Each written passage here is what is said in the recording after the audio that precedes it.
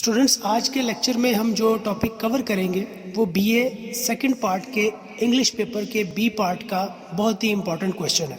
अच्छा, इसको इम्पोर्टेंट मैं इस वजह से कह रहा हूँ कि अक्सर स्टूडेंट्स इसमें कम मार्क्स लेने की वजह से बी पार्ट में फ़ेल होते हैं और उसकी एक बहुत ही मेन रीज़न है, और वो रीज़न ये है कि इसमें कोई सिलेबस नहीं है आपका। आमतौर पे जो आपको टू दी पॉइंट और दूसरे की बुक्स और में जो सिलेबस बताया जाता है, बेसिकली वो सिलेबस नहीं है, वो इंस्ट्रक्शंस हैं, वो बेसिकली आपकी प्रैक्टिस है, वो तरीक़ेकार है, बल्कि आपने किस तरह से उसको, कोई भी ऐसे आ जाता है किस तरह से करना है, लेकिन वो कोई सिलेबस नहीं है। मोस्टली जो है वो पेपर आपको अनसीन ही आता है। जब पेपर की मैं बात कर रहा हूँ तो मैं बात कर रहा हूँ इस स्पेसिफिक क्वेश्चन की, ऐसे की। अगर आप पिछले पेपर्स उठा के देखें तो उसमें मुख्तलिफ तरह की कैटेगरीज में से मुख्तलिफ तरह के टॉपिक्स आए हुए हैं कि जिस पे आपने ऐसे लिखना होता है। तैयारी ना होने की वजह से, इतने ज़्यादा ऐसेस याद ना कर सकने की वजह से बहुत सारे स्टूडेंट्स जो है इसमें फेल हो जाते हैं। तो इस सारे मसले को हल करने के लिए हमने एक तरीका निकाला है और उसे मल्टी टॉपिक ऐसे कहते हैं। और वो मल्टी टॉपिक ऐसे, पहले भी आपने इसका नाम सुना होगा, बहुत सारे आपने देखे भी होंगे, पढ़े भी होंगे और उसकी आपने प्रैक्टिस भी की होगी। लेकिन हमारे जो मल्टी टॉपिक ऐसे हैं और जो आम मल्टी टॉपिक ऐसे आपने देखे होंगे, उनमें फ़र्क ये है कि जो मल्टी टॉपिक ऐसे आपने पहले पढ़े हैं उनमें एक चीज़ होती है कि आपको एडिशन के लिए कहा जाता है, कि मतलब अगर कुछ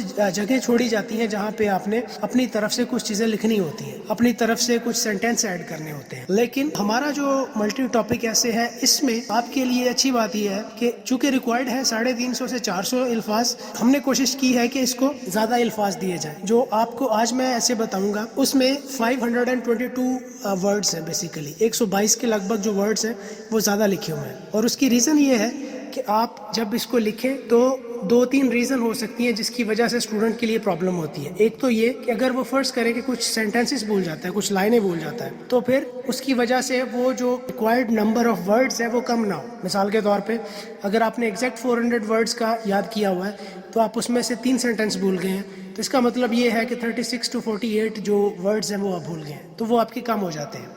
और दूसरी बात यह है कि अगर ऐसे ये जो कहा जाता है कि ये 15 टॉपिक्स को कवर करेगा, 20 टॉपिक्स को कवर करेगा, तो एग्जैक्टली वैसे नहीं होता।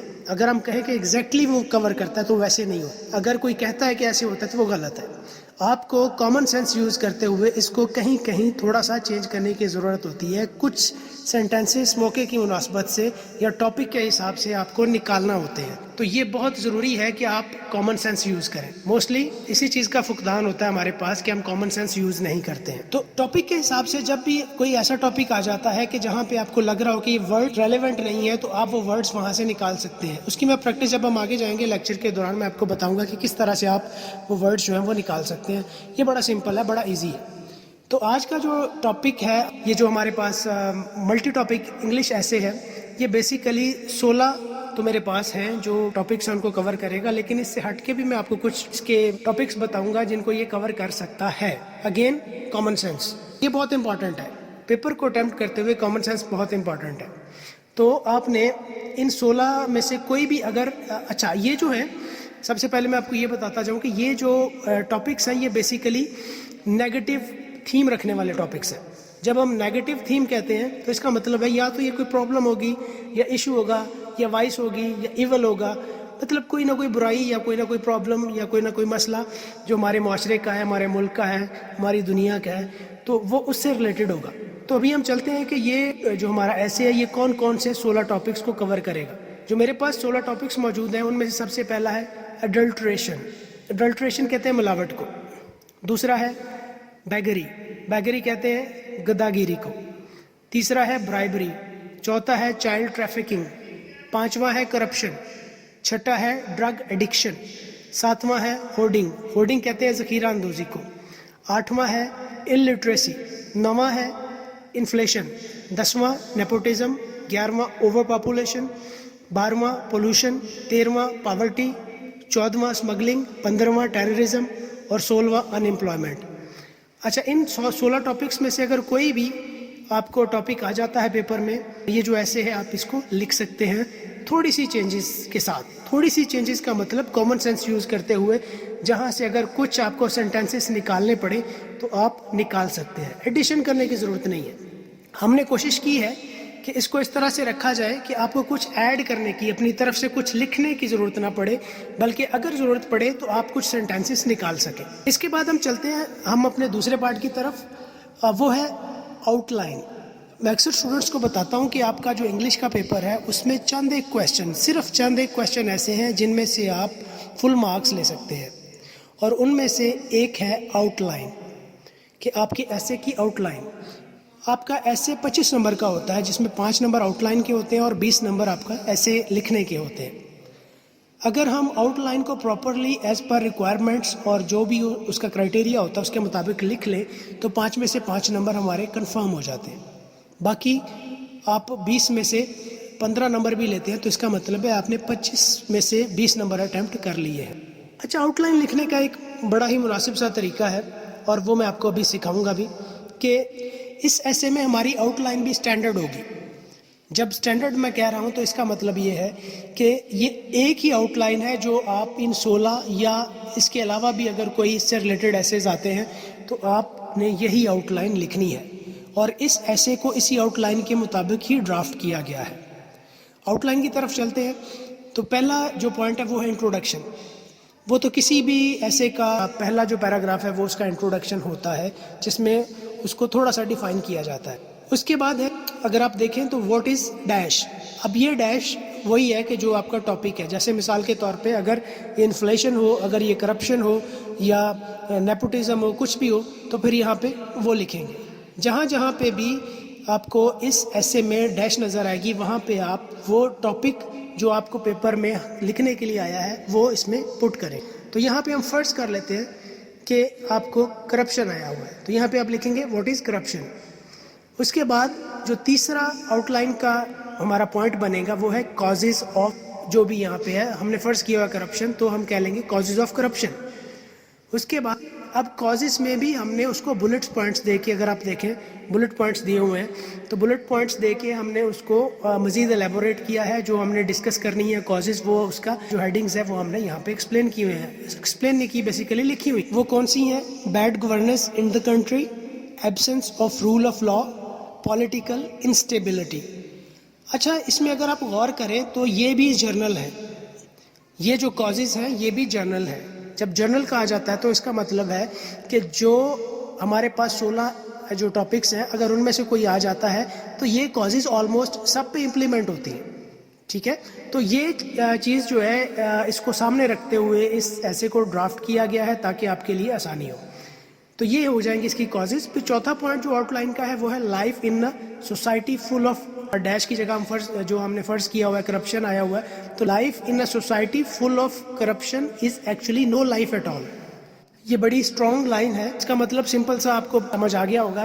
جو بھی ایول یا جو کچھ بھی پرابلم ہم ڈسکس کر رہے ہیں اس سے بھری ہوئی اگر کوئی سوسائٹی میں زندگی گزار رہا ہے تو وہ کوئی زندگی نہیں ہے.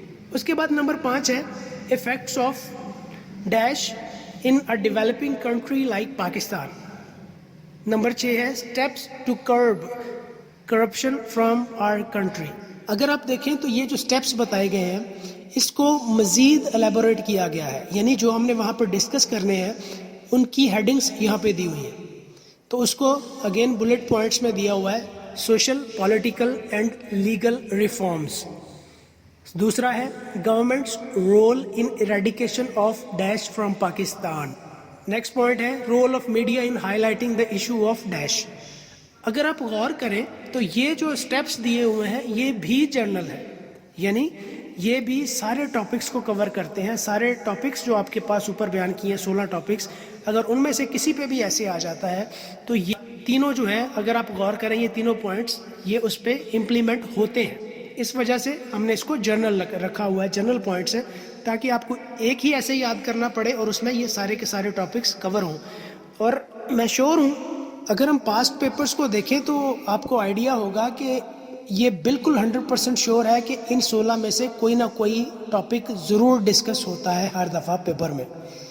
اس کے بعد آخری پوائنٹ آتا ہے کنکلوژن کا. اچھا، یہ کافی امپورٹنٹ پوائنٹ اس وجہ سے بھی ہے کہ وہ کہتے ہیں نا کہ all is well that ends well. تو ایک اچھا امپریشن ایگزامینر پہ جو پیپر چیکر ہوتا ہے اس پہ چھوڑنے کے لیے بہت ضروری ہے کہ آپ کی جو کنکلوژن ہے، جو سم اپ کرنا ہوتا ہے، وہ آپ اس کو بڑے بہتر انداز سے کریں. تو اس میں ہم نے کوشش کی ہے کہ سارے پارٹس کو مد نظر رکھتے ہوئے جتنے بھی اس کے ایلیمنٹس ہیں ایسے کہ اس کو اس پراپر طریقے سے ڈرافٹ کیا جائے، نیٹ کیا جائے کہ یہ ایک پراپر ایسے لگے اور یہ 16 کے 16 ٹاپکس میں یوز ہو سکے. اس کے بعد ہم چلتے ہیں ایسے کی طرف.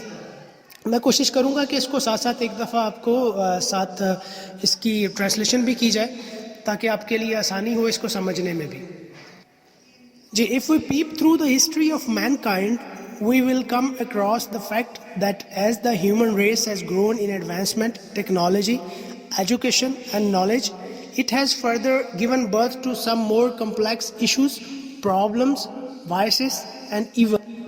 مطلب ہم انسانی تاریخ کو اٹھا کر دیکھیں یا اس پر نظر دوڑائیں تو ہم پر یہ امر آشکار ہوگا کہ جیسے جیسے انسان نے ٹیکنالوجی، تعلیم اور علم میں ترقی کی ہے، اس کے ساتھ ساتھ یا اس کے نتیجے میں بہت سارے گمبھیر قسم کے مسائل، مشکلات اور برائیوں کا بھی جنم ہوا ہے.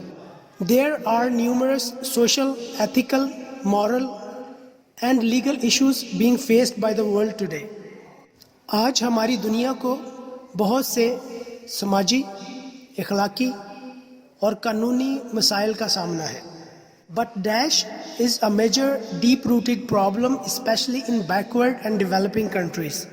لیکن ڈیش جیسے ہم نے فرض کیا تھا کہ کرپشن پہ ایسے ہے تو ہم کہہ سکتے ہیں but corruption is a major deep rooted problem especially in backward and developing countries.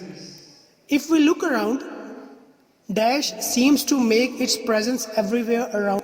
اگر ہم اپنے ارد گرد نظر دوڑائیں تو ہمیں یہ معلوم ہوگا کہ یہ برائی، مشکل یا مسئلہ ہر جگہ موجود ہے. It reflects our moral, social, ethical and religious downfall. یہ ہمارے اخلاقی، سماجی اور مذہبی گراوٹ کی عکاسی کرتا ہے. It is shameful that in spite of being a nuclear power, we are far behind other nations in terms of morality and ethics. یہ ہمارے لیے بڑی شرمناک بات ہے کہ ایک نیوکلیئر پاور ہونے کے باوجود ہم دیگر اقوام سے اخلاقیات میں بہت پیچھے ہیں. It destabilizes and demoralizes the nations and gives birth to depression and frustration in the society and state.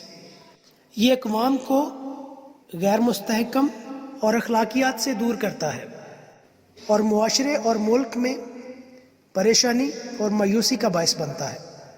Life in a society full of Daesh is actually no life at all. یہ وہی line ہے جو ہم نے پہلے discuss کی ہے تو اس کو ہم دوبارہ ڈسکس نہیں کریں گے. آگے چلتے ہیں. Many factors are responsible for Daesh. یعنی اس برائی کے لیے بہت سے عناصر یا عوامل ذمہ دار ہیں اس کے. The first and foremost cause behind the eruption of Daesh is illiteracy. اس برائی کے پیدا ہونے یا پنپنے کے پیچھے جو پہلی مرکزی اور اہم وجہ ہے وہ illiteracy ہے یعنی ناخواندگی. As without proper education, people cannot differentiate between what is morally and socially right and wrong. کیونکہ اچھی تعلیم نہ ہونے کے باعث یا اچھی تعلیم کے بغیر لوگ اس امر میں فرق نہیں کر سکتے کہ اخلاقی طور پر اور سماجی طور پر کیا چیز ٹھیک ہے اور کیا چیز غلط ہے. اچھا وہ جو کامن سینس والی میں نے بات کی تھی اب یہاں پہ وہ امپلیمنٹ ہوگی. اب یہاں پہ میں آپ کو بتاتا ہوں کہ اس ایسے کو 522 ورڈز کا لکھنے کا مقصد کیا ہے. حالانکہ 400 ورڈز تک جو ہے وہ آپ کو کہا گیا کہ اپ ٹو 400 ورڈز آپ لکھ سکتے ہیں. 350 to 400 ورڈز. اب زیادہ لکھنے کا مطلب کیا ہے. اب یہاں پہ اس لائن کو اگر آپ غور سے دیکھیں, the first and foremost cause behind the eruption of Daesh is illiteracy. اچھا اگر آپ کو ایسے ہی illiteracy پہ آ گیا یعنی جو ٹاپک ہے وہ illiteracy ہے تو وہاں پہ تو آپ یہ نہیں لکھ سکتے نا the first and foremost cause behind the eruption of illiteracy is illiteracy. تو وہاں پہ یہ اپلیکیبل نہیں ہوگا. تو اس صورت میں آپ نے اس لائن کو نکالنا ہے اور صرف چند ایک ورڈز چینج کرنے ہیں کامن سینس یوز کرتے ہوئے. تو آپ کیا کریں گے, the first and foremost cause behind the eruption of illiteracy is lack of proper education. آپ اس کو اس طرح سے کر کے آپ آگے لے کے جا سکتے ہیں. because people cannot differentiate between what is morally and socially right and wrong. آپ اس طرح سے اس کو کر سکتے ہیں. The second cause behind this ever increasing problem of dash is the poor performance of the governmental institutes to implement laws relating to dash. Dash یعنی corruption یا جو کچھ بھی یہاں پہ ہے. ڈیش کے بتدریج بڑھتے ہوئے مسئلے کی دوسری بنیادی وجہ سرکاری اداروں کی جانب سے ڈیش سے متعلقہ قوانین پر عمل درآمد کرانے میں ناکامی ہے. Another factor contributing towards dash in our country is that there are not enough laws and rules in place in Pakistan to curb this social evil. ہمارے ملک میں ڈیش میں اضافے کا دوسری بڑی وجہ کہ پاکستان اس سماجی برائی کو روکنے کے لیے یا اس کے خاتمہ کے لیے درکار قوانین اور قواعد موجود نہیں ہیں. Last but not the least, there has been political instability in Pakistan from the day it came into being. آخری وجہ یہ ہے کہ قیام پاکستان کے دن سے لے کے اب تک پاکستان میں سیاسی عدم استحکام رہا ہے. There has been martial laws, premature secession of elected assemblies, strikes, lockdowns, and many such activities that have not allowed establishing an environment in which a proper attention and focus could be centered on the alleviation of dash. ملک میں martial laws, منتخب اسمبلیوں کا قبل از وقت ٹوٹ جانا، ہڑتالیں، lock Downs اور اس طرح کی ایسی سرگرمیاں رہی ہیں جن کے سبب اس طرح کی فضا قائم نہیں ہو پائی کہ جس میں ڈیش کے خاتمہ پر توجہ مرکوز کی جائے. Dash is highly dangerous and destructive for an economically weak and politically unstable country like Pakistan. Pakistan جیسے معاشی طور پر کمزور اور سیاسی طور پر غیر مستحکم ملک کے لیے یہ مسئلہ بہت حد تک خطرناک اور تباہ کن ہے. If the evil of dash is not nipped in the bud, it may spread like a bushfire and engulf the whole nation or region like an epidemic. اگر اس برائی کا شروع ہی میں خاتمہ نہ کیا گیا تو یہ جنگل میں آگ کی طرح پھیل جائے گی اور پوری قوم یا خطے کو ایک وبا کی طرح اپنے گھیرے میں لے لے گی.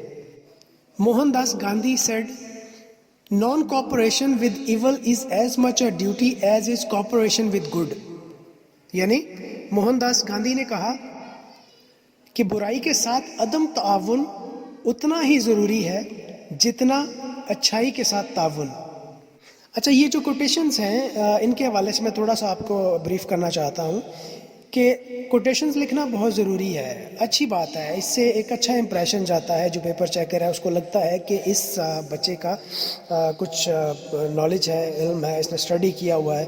یہی نہیں کہ صرف جو سلیبس ہے اس میں ہی پڑھا ہوا ہے بلکہ اس سے ہٹ کے بھی اس نے بکس کو پڑھا ہوا ہے. تو یہ ایک اچھا امپریشن ہے. لیکن اس اچھے امپریشن کو بناتے ہوئے آپ نے کوئی بھی ارریلیونٹ کوٹیشن ایڈ نہیں کرنا ہے. ارریلیونٹ کوٹیشن ایڈ کرنے سے بہتر ہے آپ کوٹیشن ایڈ نہ کریں، کیونکہ ارریلیونسی جہاں پہ آ جاتی ہے تو وہاں پہ آپ کا نیگیٹو امپریشن ہونا شروع ہو جاتا ہے پیپر چیکر کے سامنے، اور وہ پھر افیکٹ کرتا ہے کہ وہ آپ کو کتنے مارکس اس میں سے دیتا ہے. تو اس میں اور بھی ایڈ کیے جا سکتے تھے کوٹیشنز، لیکن اس کو اس پوری جو ایسے ہے اس میں ایک ہی کوٹیشن ایڈ کیا ہے کیونکہ وہی ریلیونٹ یہاں پہ بنتا ہے. تو آپ سے بھی یہی ہے کہ ایسا نہیں ہے کہ کسی بھی ایسے سے اٹھا کے آپ نے اس کو کوئی نہ کوئی کوٹیشن 2 3 4 5 ایڈ کر دی. لوگ کہتے ہیں کہ 4 سے 5 کوٹیشنز ہونی چاہیے. وہ اپنی جگہ ٹھیک ہیں لیکن ریلیونٹ ہونی چاہیے، یہ بات کوئی نہیں کرتا ہے.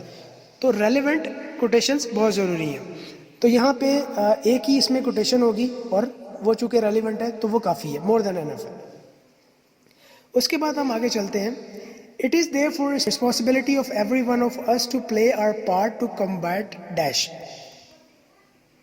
لہٰذا یہ ہماری سب کی ذمہ داری ہے کہ ہم ڈیش کے خاتمہ کے لیے اپنا اپنا کردار ادا کریں.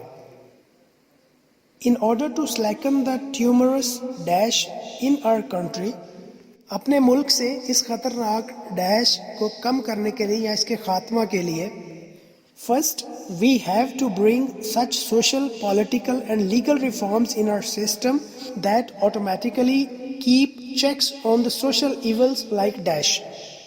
سب سے پہلے ہمیں اپنے سسٹم کے اندر ایسی سماجی، سیاسی اور قانونی اصلاحات لانی چاہیے جو ڈیش کی طرح کی سماجی برائیوں پر خود کار طریقے سے جانچ پڑتال کرے اور ان پر کنٹرول یا چیک رکھ سکے. Second, government should understand its significant and critical role and make our laws more strong so that the penetration of dash into the roots of our society and country can be reduced. دوسرے number پر حکومت کو اپنا اہم اور حساس کردار سمجھنے کی ضرورت ہے اور اسے چاہیے کہ ہمارے موجودہ قوانین کو اتنا مضبوط کیا جائے تاکہ ہمارے معاشرے اور ملک کی جڑوں میں اس برائی کے سرایت کر جانے کو کم سے کم کیا جا سکے. Third, it is a moral duty of our media to contribute to uproot this problem for the safety and well-being of the common man by highlighting the issue of dash. تو یہاں تک اگر ہم غور کریں تو آؤٹ لائن کے مطابق ہی ہم نے ایسے کو لکھا ہوا ہے اور پھر آخری پارٹ ہے کنکلوژن اور پھر ہم اس کو کنکلوڈ کرتے ہیں. چونکہ ہمارا ایسے پہلے کافی لینتھی ہو چکا ہے تو اس کو بڑا شارٹ کر کے سم اپ کیا ہے، کنکلوڈ کیا ہے. تو اس کی طرف چلتے ہیں. To sum up, dash is no doubt one of the major problems that have threatened the existence of social, moral and economic stability in Pakistan. یعنی ہم یہ کہہ سکتے ہیں کہ بلا شبہ ڈیش ان مسائل میں سے ایک اہم مسئلہ ہے جو پاکستان کے سماجی، اخلاقی اور معاشی استحکام کے لیے ایک خطرہ ہے. Its complete eradication is not fully possible. اس کا مکمل خاتمہ ممکن نہیں ہے. However, it must be lowered significantly for the progress of our nation. لیکن اپنی قوم کی ترقی کے لیے اسے بہت کم کرنے کی ضرورت ہے. تو اسٹوڈنٹس، یہ ہمارا ایسے ہے جو کسی بھی نیگیٹو ٹاپک یعنی کسی پرابلم، ایول، وائس یا ایشو پر آتا ہے تو آپ اس کو لکھ سکتے ہیں. اور جیسے میں نے آپ کو بتایا کہ سب سے امپورٹنٹ چیز ہے کہ جو آپ کی کامن سینس ہے اس کو آپ نے یوز کرنا ہے اور وہ چند ایک جگہوں پہ ہی یوز کرنی آپ کو پڑے گی کہ جہاں پہ آپ نے یہ دیکھنا ہے کہ ریپیٹیشن تو نہیں ہو رہی، کہ جو ہم لکھ رہے ہیں کہیں وہ ریپیٹ تو نہیں کیا جا رہا. لیکن زیادہ تر کیسز میں ایسا ہی ہوگا کہ آپ کو صرف جو ڈیش ہے اس کی جگہ پہ جو بھی ٹاپک ہوگا وہ پٹ کرنا پڑے گا. اس کے علاوہ آپ کو کوئی کام نہیں کرنا پڑے گا. تو یہ آپ کے لیے بڑا آسان ہو جائے گا اور میں 100% شیور ہوں کہ اگر آپ اسی طرح سے اس کو کر لیتے ہیں انہی آؤٹ لائنز کے ساتھ اور اسی ایسے کو آپ ایز اٹ از کر لیتے ہیں اسی آؤٹ لائن کے ساتھ اور اسی طرح سے جس طرح سے لکھا ہوا ہے اور اس میں کوئی غلطی نہیں کرتے تو میری شورٹی ہے کہ آپ 22-23 مارکس 25 میں سے لے سکتے ہیں. لیکن اگر فرض کر لیں کہ آپ سے کوئی اسپیلنگ مسٹیکس ہو جاتی ہیں، 3-4-5 اسپیلنگ مسٹیکس ہو گئی فار سم ریزن جو کہ نہیں ہونی چاہیے، تو اس صورت میں بھی آپ 20 نمبر تک 19-20 نمبر تک 25 میں سے لے سکتے ہیں. تو آپ کو وہ جو کہہ لیں 40-50 ایسیز یا کہہ لیں کہ 15-20 جو گیسٹ کے ایسیز ہوتے ہیں وہ کرنے کی ضرورت نہیں ہے. آپ اس کو کریں گے اور اپنی کامن سینس یوز کرتے ہوئے صرف چند ایک چینجز اگر آپ کو کرنی پڑے تو آپ کر لیں. اگر نہ بھی کریں تو پھر بھی کوئی ایشو نہیں ہے. جس طرح سے یہ نٹ کیا ہوا ہے، جس طرح سے یہ ڈرافٹ کیا ہوا ہے ایسے ہے، تو آئی ایم شیور کہ آپ 18-23 مارکس ایزیلی لے سکتے ہیں. اچھا، یہ تو وہ ٹاپکس ہیں کہ جو نیگیٹو امپیکٹ والے ہیں. اس کے علاوہ میں ایک آپ کو اور ایسے نیکسٹ لیکچر میں دوں گا. وہ ایسے جو ہوگا وہ جو ہمارے پاس پازیٹیو تھیمز کے جو ٹاپکس ہوں گے ان کو کور کرے گا اور وہ کوئی 30 کے لگ بھگ جو ٹاپکس ہیں ان کو کور کرے گا. اگر یہ دو ہی آپ ایسے کر لیں تو 100% شیور ہے کہ آپ پیپر میں یہ ایسے اٹیمپٹ کر سکتے ہیں. لیکن یہ بھی کافی ہے، اگر یہ بھی کر لیں تو کافی ہے. لیکن میں یہ ریکمینڈ کروں گا کہ پازیٹیو اور نیگیٹو تھیم والے دونوں ایسیز بڑی اچھی طریقے سے ایز اٹ از یاد کر لیں تو آپ 18 سے 22-23 نمبر تک آسانی سے لے سکتے ہیں. یہ it's a sort of surety. تو مجھے امید ہے کہ ہمارا یہ لیکچر جو ہے یہ آپ کے لیے ہیلپ فل ہوگا اور فروٹفل ہوگا آپ کے ایگزامس کی پریپریشن کے حوالے سے. اس کے علاوہ اگر کوئی ایشو ہو تو وہ آپ ڈسکس کر سکتے ہیں, آپ اپنا میسج چھوڑ سکتے ہیں. ہم کوشش کریں گے کہ آپ سے ان ٹچ ہوں اور آپ کا جتنا بہتر پریپریشن آپ کے لیے کروائی جا سکے وہ کروائیں.